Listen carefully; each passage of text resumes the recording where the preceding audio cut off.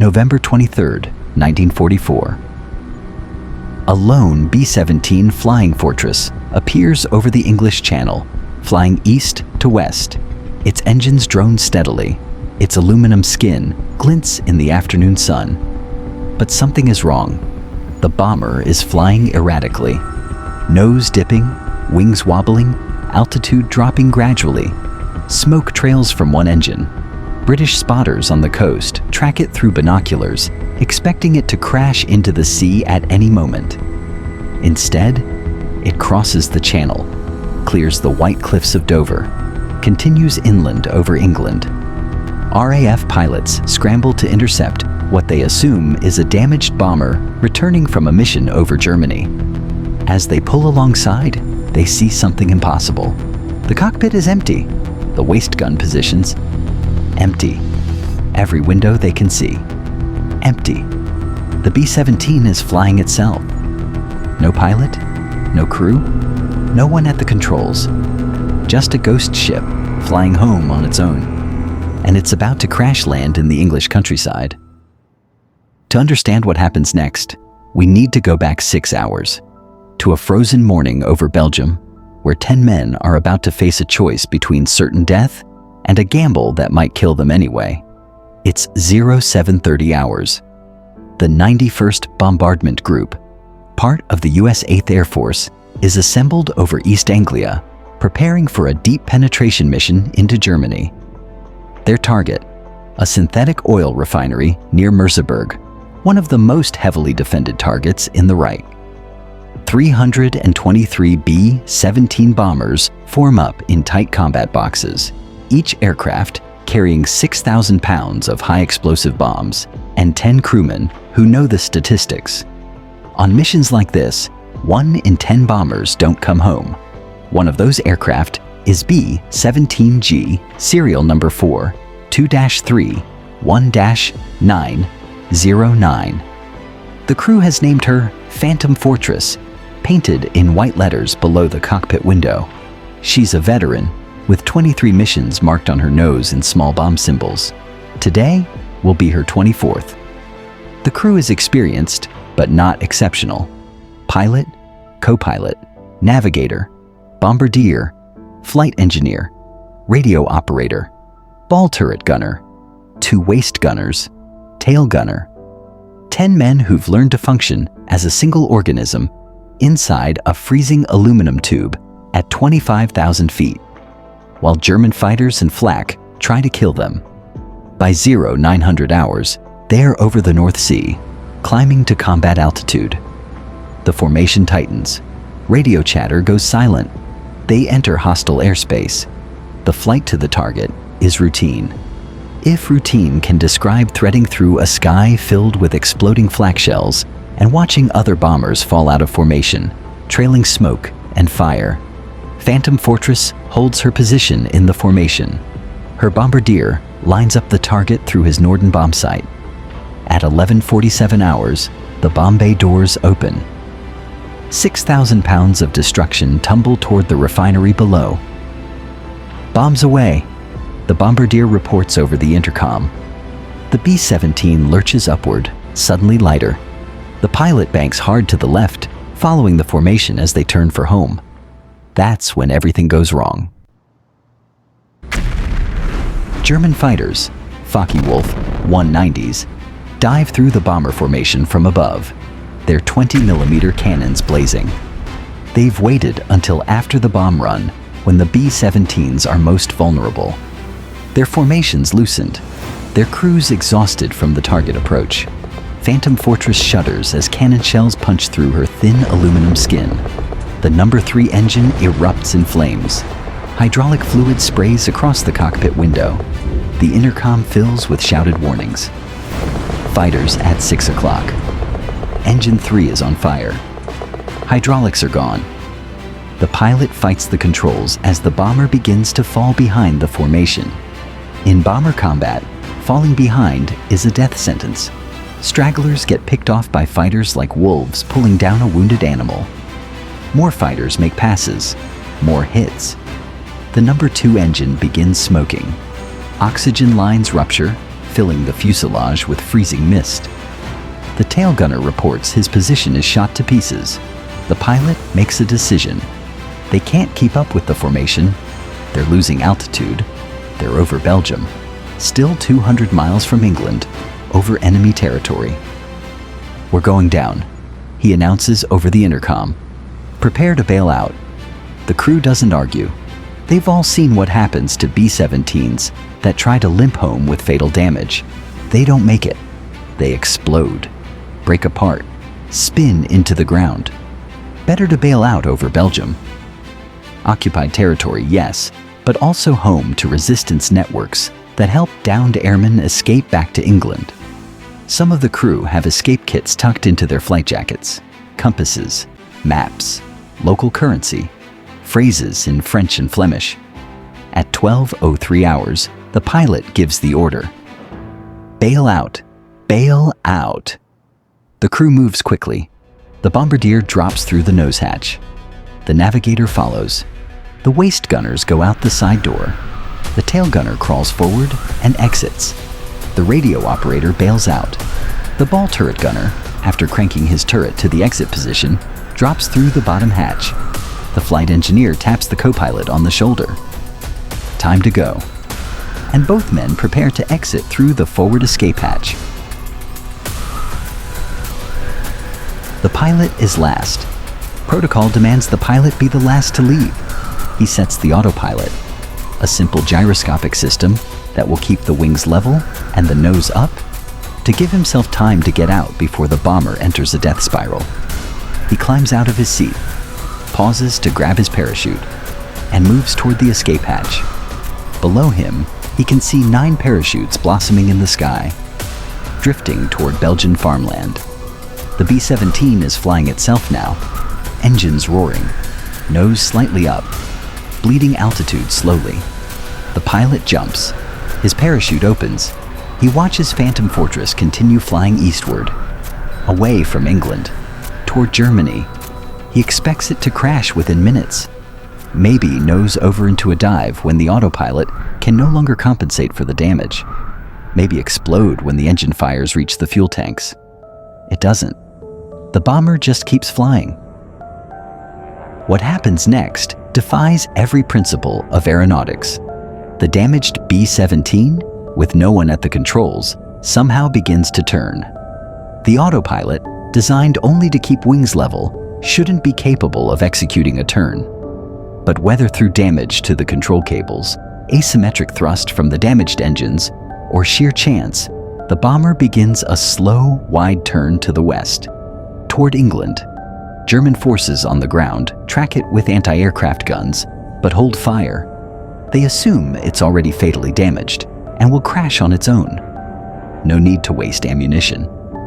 The bomber continues, altitude slowly decreasing, airspeed dropping as the damaged engines lose power. By 1300 hours, it crosses back into Allied airspace over Belgium. British radar picks it up. A single aircraft, no IFF, identification friend or foe, transponder signal flying erratically. By 1330 hours, it's approaching the English Channel. RAF Fighter Command scrambles 2 Spitfires to intercept.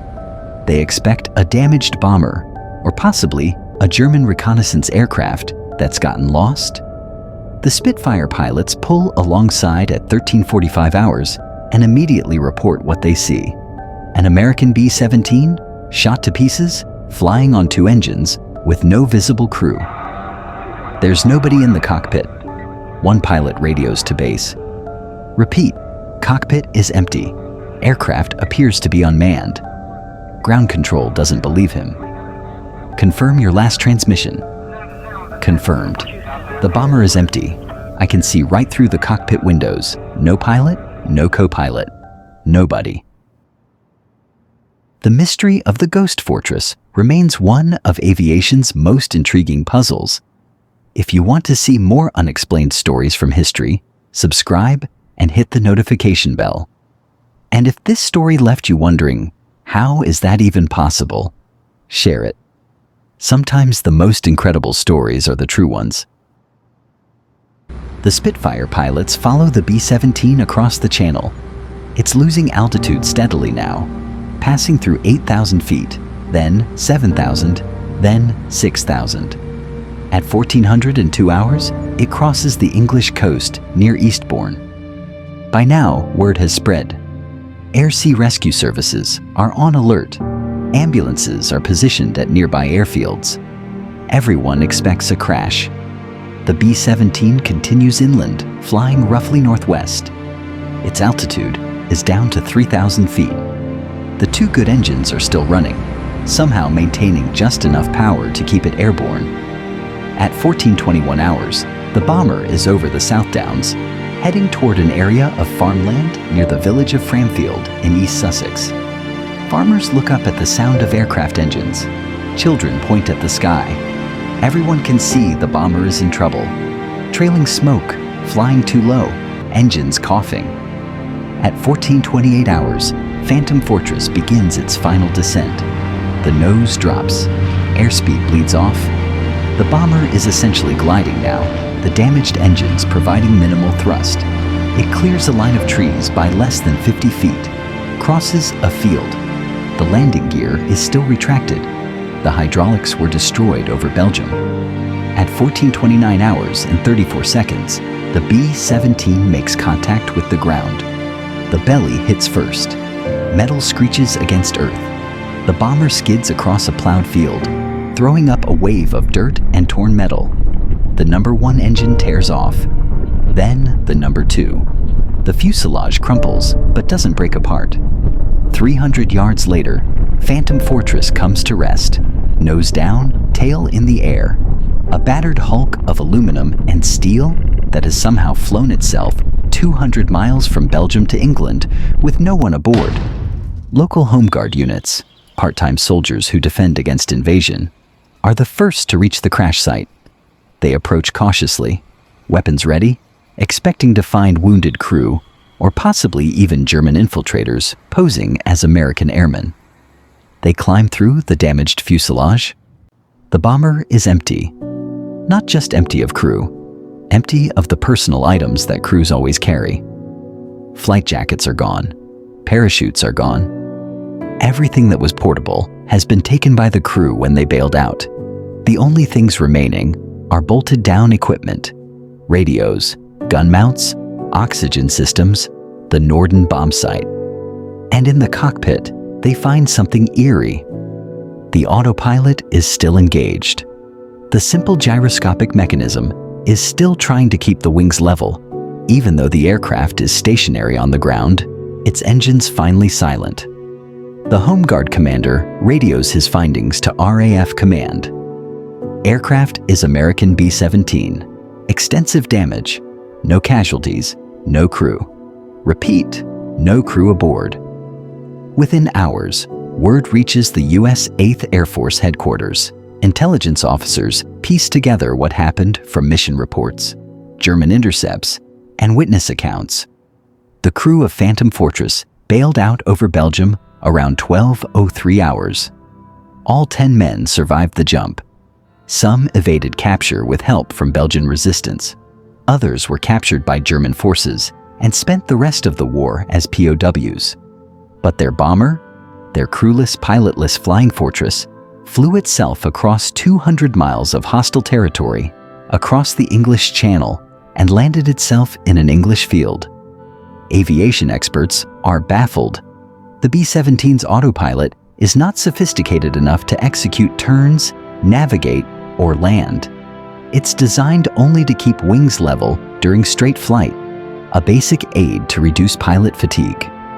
Yet somehow, this particular B-17 turned west toward England, maintained altitude long enough to cross the channel, and even seemed to choose a relatively clear field for its crash landing rather than nosing into the ground or hitting buildings. Theories emerge. Maybe the control cable damage created an accidental feedback loop that mimicked navigational corrections. Maybe the asymmetric engine thrust from the damaged engines caused the westward turn. Maybe wind patterns pushed it toward England.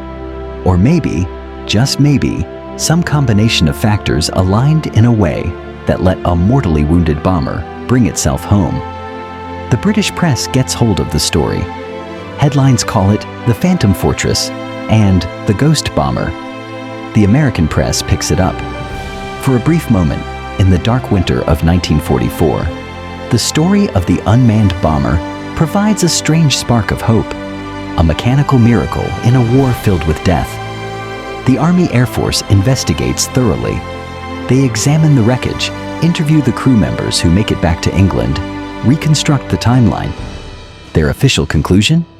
Aircraft continued flying after crew evacuation due to autopilot engagement and favorable aerodynamic conditions. Crash landing was result of fuel exhaustion and loss of altitude. No supernatural or unexplainable factors involved. But anyone who studies the details, the distance traveled, the turn toward England, the relatively controlled crash, knows that official explanation doesn't fully capture what happened. 10 men bailed out of a dying bomber and watched it fly away without them. And that bomber, by all rights dead in the sky, brought itself home.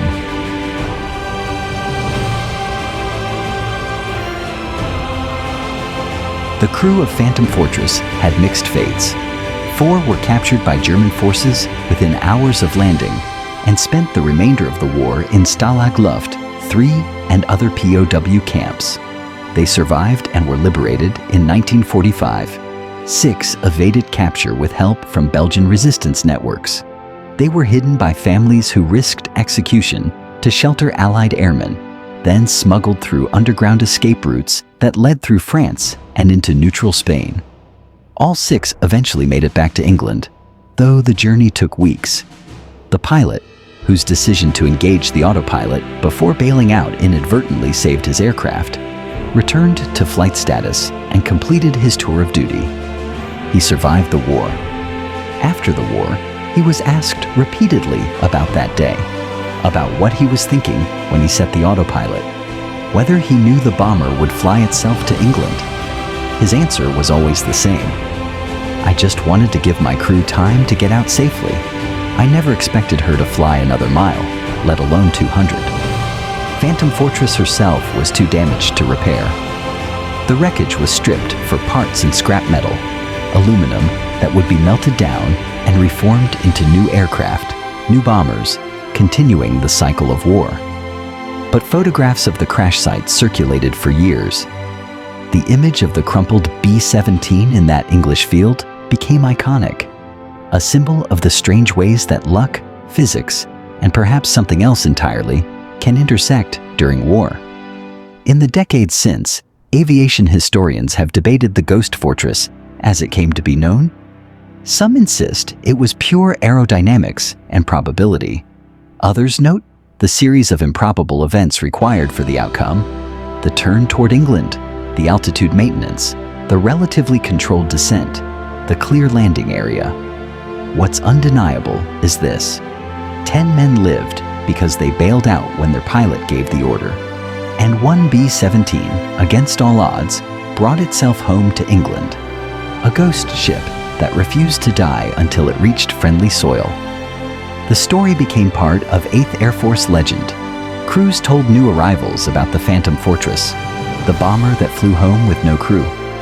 Some saw it as proof that the B-17 was the toughest aircraft ever built. Others saw it as a good omen, evidence that sometimes in the chaos of war, impossible things happen. And on certain foggy mornings over the English countryside, when the mist hangs low over the fields of Sussex, some locals claim they can still hear it. The distant drone of 4 Wright Cyclone engines fading in and out, as if a ghost bomber is still searching for a place to land.